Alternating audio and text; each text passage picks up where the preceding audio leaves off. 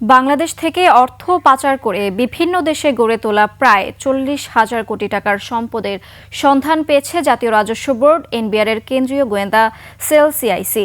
চলতি বছরের জানুয়ারি থেকে এ পর্যন্ত 5টি দেশের 7টি শহরে অনুসন্ধান চালিয়ে এই তথ্য পাওয়া গেছে বলে প্রধান উপদেষ্টা অধ্যাপক মোহাম্মদ ইউনুসকে জানিয়েছেন সিআইসির মহাপরিচালক আহসান হাবিব।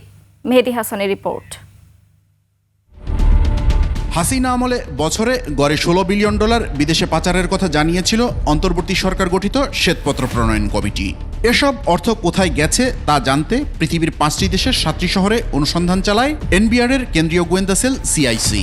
সেসব জায়গায় বাংলাদেশ থেকে পাচার হওয়া অর্থে গড়ে তোলা 40,000 কোটি টাকার সম্পদের সন্ধান মিলেছে।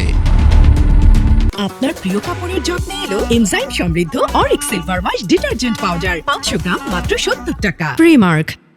রোববার রাষ্ট্রীয় অতিথি ভবন যমুনায় এনবিআর চেয়ারম্যান মোহাম্মদ আব্দুর রহমান খান ও সিআইসি মহাপরিচালক আহসান হাবিব প্রধান উপদেষ্টার সামনে এসব তথ্য তুলে ধরেন।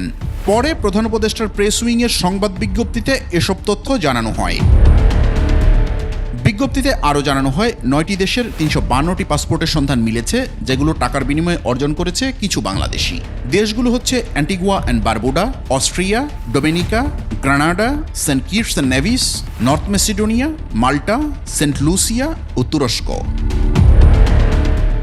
অনুসন্ধান চলমান আছে জানিয়ে সিআইসি প্রধান বলেন, এখন পর্যন্ত বাংলাদেশ থেকে ব্যক্তি ও প্রতিষ্ঠানের নামে অর্থ পাচার করে গড়ে তোলা 346টি সম্পত্তির সন্ধান মিলেছে।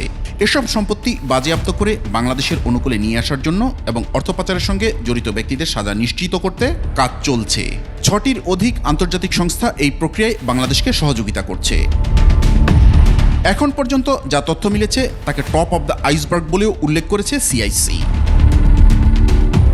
মেহেদী হাসান, 21 টেলিভিশন, ঢাকা।